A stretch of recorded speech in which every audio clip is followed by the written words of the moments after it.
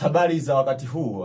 Namshukuru sana Mungu tena tumepata kibali siku ya leo, na pia tunapenda kuwatangazia kwamba sasa hivi tutakuwa tunaleta vipindi hivi, vitakuwa vinakuja mara kwa mara ili muweze kujifunza zaidi na zaidi.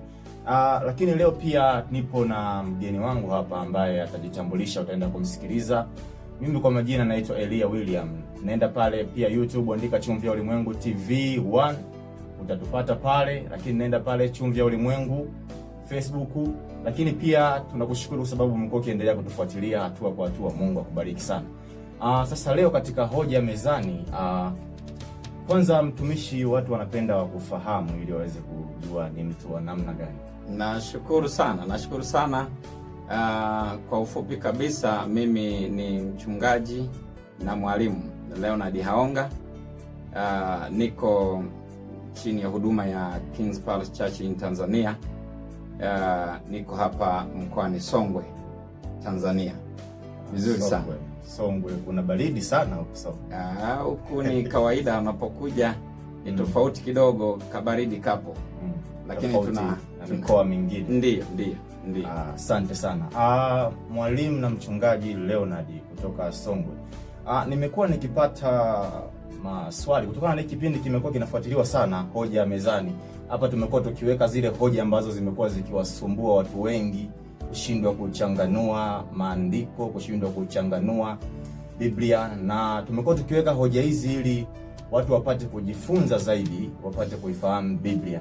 Leo katika hoja mezani, nilikuwa nimepata swali moja, watu wamefuatilia sana, wakauliza sana, nikaona nililete na mwalimu aweze kutufundisha. Mwalimu, ukizingatia kwamba Sabato imekuwa ikifuatiliwa sana, nadhani hata wewe pia katika mafundisho yako nadhani umewahi kulifundisha ili, kwa sababu Sabato inafuatiliwa na ipo katika Biblia nadhani. Mwalimu. Ndio. Sabato, tunapozungumza Sabato, tunazungumza kutoka kwenye uumbaji wa Mungu. Imezungumzwa. Sasa tunapozungumza uumbaji, tunazungumza habari ya kwamba toka mwanzo huko mpaka Agano Jipya tunaiona Sabato inatajwa. Asante sana. Mwalimu, kabla hujaendelea, nilikuwa nimegusia swala la Sabato, ni kutokana na kwamba watu wengi wamekuwa wakipata mkanganyiko sana kwamba Sabato ni nini na nini uhalali wake, na Sabato inahusika na vitu gani, na ni Sabato ipi ni sahihi zaidi. Na watu wamekuwa wakishindwa kuelewa kwamba Sabato, wengine wakifananisha na siku, wengine wakisema ni ibada, wengine wakisema ni pumziko. Kwa hiyo hili swala limeleta mkanganyiko mkubwa, nikaona sio vyema tuweze kujifunza pamoja. Kwanza kabisa, neno lenyewe Sabato, nadhani tungeanza hapo. Neno lenyewe Sabato linamaanisha nini? Nashukuru sana. Kwanza tunapozungumza neno Sabato, hasa tukijua maana ya neno Sabato, linaweza wakati mwingine likatuepusha na maswali mengi, na likatoa ufafanuzi wa maswali mengi. Neno Sabato linatokana na lugha ya Kiebrania. Linatokana na neno la Kiebrania ambalo lina maana pumziko. Neno Sabato lina maana pumziko, na lilitumika katika lugha ya Kiebrania, linaitwa Shabbat au Thabath. Neno hili Shabbat au Thabath lina maana pumziko au kuacha kazi zote ulizokuwa unazifanya na kustarehe. Pengine mtu akisikia lugha ya Kiebrania anakuwa labda hajaelewa kwamba hii lugha ya Kiebrania labda inazungumzwa na watu wa namna gani. Lugha ya Kiebrania, walio wengi wa Kristo tunafahamu kwamba taifa la Israeli, unapozungumza tu Waebrania unazungumza Wayahudi, unazungumza Waisraeli, unamaanisha ni taifa zima la Israeli, watu wa Israeli, wa taifa la Israeli. Hawa wanaitwa Waebrania, wanaitwa Waisraeli, hivyo wanaitwa Wayahudi. Ni hao ambao kimsingi Sabato, kama tulivyozungumza sasa, Sabato tangu uumbaji wa Mungu alipoumba mbingu na nchi na vitu vyote, aliumba siku ya kwanza, ya pili, ya tatu, ya nne, ya tano, ya 6 ya 7. Maana hapa napo pamefanyika makosa kidogo, watu wanasema Mungu aliumba mbingu na nchi siku 6. Mungu aliumba mbingu na nchi kwa mwendo wa siku 7.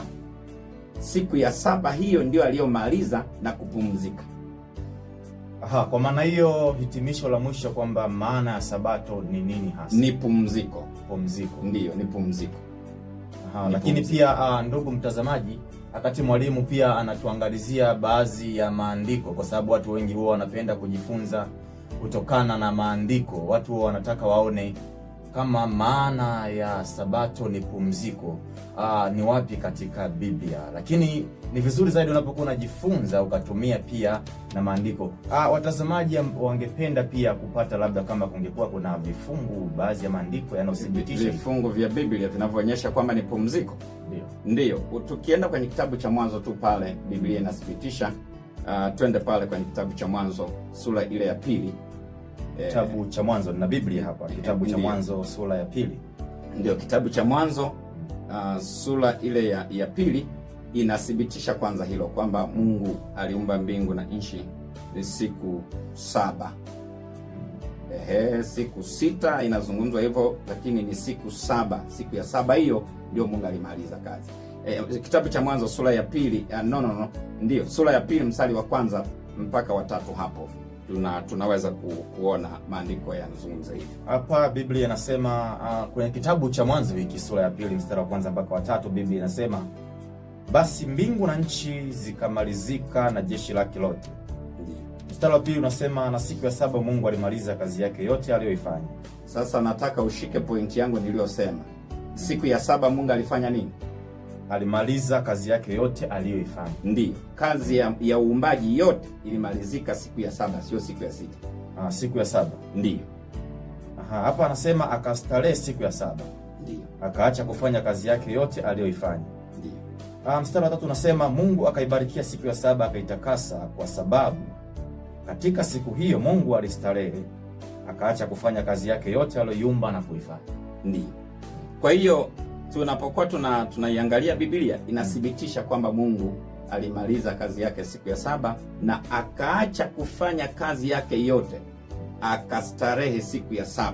Hiyo ambayo aliyomaliza kazi yake. Kwa hiyo hilo neno kuacha kazi na kustarehe ndio linaitwa Shabbat katika lugha ya Kiebrania. Likiwa na maana sabato. Likiwa na ndio ambalo ndo tumelichukua sisi sabato. Ambalo likiwa na maana pumziko.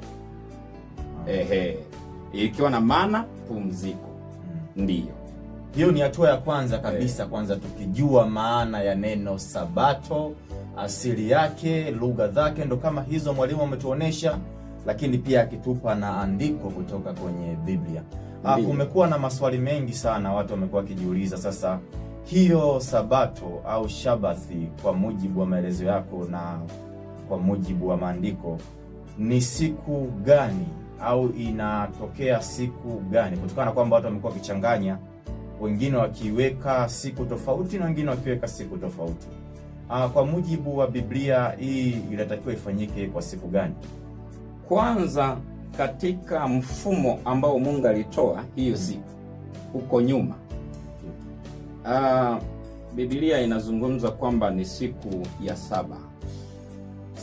Siku ya 7 ambayo ukisoma kwenye Kutoka sura ile ya 20 inazungumza kwamba utafanya kazi zako siku 6, siku ya 7 ni sabato ya Bwana Mungu wako, na wewe utatakiwa kukaa na kupumzika na kuacha vyote. Lakini nasema wanyama, mifugo yote, wageni walio nyumbani mwako, siku ya 7 inatakiwa upumzike. Lakini kusema siku hiyo ya 7 ni siku gani, kutoka kwenye Agano la Kale ni vigumu kuipata. Kutoka kwenye Agano la Kale Mungu alianza kufanya kazi siku ya kwanza, ya pili, ya 3, ya 4, ya 5 mpaka ya 7 kama tulivyoona. Hapa haionyesha alianza lini, siku gani. Nataka uone kwanza msingi wangu. Haionyeshi kwamba alianza lini. Ila alianza kuhesabu 1, 2, 3 mpaka siku ya 7 akamaliza kazi yake akapumzika. haisemi hiyo ilikuwa siku ya saba ilikuwa ni lini. Hapana. Kwa maana kwamba mfano Jumatatu au Jumanne. Kwa maana kwamba labda siku ya kwanza ilikuwa ilikuwa Jumapili, ikaja au ilikuwa Jumatatu, Jumanne, Jumatano. Hapana, haikuwepo. Lakini tunapofuatilia Biblia sasa kuisoma, ndio maana tunaona siku ya 8, siku ya 9, siku ya 14, siku ya 90, vitu vyote vimeandikwa hivyo. Lakini tunapokuja Agano Jipya sasa, Agano Jipya linatupa picha kwamba siku ya saba inaangukia Jumamosi kulingana na kalenda aliyotutengenezea Mkatoliki. Siku ya saba inaangukia Jumamosi. Inaangukia Jumamosi, sasa inakuwa ni siku ya Jumamosi. Ndiyo. Na siku ya 8 inakuwa ni Jumapili, au siku ya kwanza ya juma inakuwa ni Jumapili. Ndiyo, kwa mujibu wa Agano Jipya sasa ndo linatupa picha hiyo. Kule Agano la Kale huwezi kupata. Sawa. Ndiyo. Lakini kukawa na watu wakaleta hoja kwamba labda ni Wakatoliki ndo ambao walikuja wakabadilisha hili, wakaweka masuala haya ya siku kuwa Jumamosi au kuwa siku tofauti, kwamba ni Wakatoliki wakaja wakaweka kalenda za namna hii. Hili swala lina ukweli wa namna gani au katika kufuatilia kwako na kuchunguza kwako? Labda sijaelewa vizuri hapo. Kwamba Mkatoliki ndo alikuja akaweka Jumamosi, Jumapili, siku namna hiyo. Kalenda kuja kuziweka hizi kalenda sawa. Ni ukweli. Kwa sababu aliyeziweka Mungu, yeye aliweka siku ya kwanza, siku ya pili, siku ya tatu. Na kwa mujibu wa Biblia inavyotueleza, inasema ikawa jioni, ikawa asubuhi, siku moja. Haisemi hiyo siku moja ilikuwa Jumatatu. Hiyo siku moja ilikuwa ni Jumanne. Ila Mkatoliki wakati na tunapozungumza Mkatoliki tunazungumza padri aliyeitwa Gregory. Huyo Gregory yeye alipoitengeneza kalenda sasa akatuwekea siku, kwa sababu kalenda haiwezi kwenda bila siku. Akatuwekea siku na jina. Siku na majina yake. Akatuwekea sasa siku ya tuseme sasa yeye aliweka majina. Maana siku zilikuwa zipi? Ila hatuelewi siku ni siku gani. Maana ikawa jioni, ikawa asubuhi, siku moja. Hiyo siku moja ni lini? Haieleweki. Ikawa jioni, ikawa asubuhi, siku ya pili. Siku ya pili hiyo ni siku gani? Yeye Mkatolika alipotengeneza kalenda, akasema siku ya hiyo ikawa jioni, ikawa asubuhi, siku ya kwanza akasema Jumatatu. Akasema Jumanne. Akasema Jumatano. Zikawekwa siku kuanzia pale kwenye kalenda. Maana Mungu hakutengeneza kalenda. Vizuri sana. Sasa watazamaji na watu wanaotusikiliza wangependa kujua ni siku gani sahihi sasa ya Sabato kuabudu? Ipi sahihi kwa mujibu wa Biblia? Sasa hapo tuseme ni siku gani sahihi ya kuabudu? Kati ya tunamaanisha labda siku ya Jumapili na Jumamosi. Ulikusudia hivyo? Nilikusudia hivyo ndio. Tukisema ni siku gani sahihi ya kuabudu, kwanza kwa mujibu wa Biblia, mimi sijaona mahali popote ambapo Biblia imetulengesha moja kwa moja kwamba siku ya kuabudu ni siku fulani. Maana kutaja jina la hiyo siku. Ndiyo. Kama ulivyozungumza hivyo kwamba sasa siku gani ya kuabudu? Je, ni Jumanne? Je, ni Jumamosi? Je, ni Jumapili? Biblia imenyamaza kimya. Siku ya Sabato ambayo Mungu alipumzika, hiyo pia haijataja ni siku gani? Nimesema hiyo kwa kulingana na mujibu wa Biblia.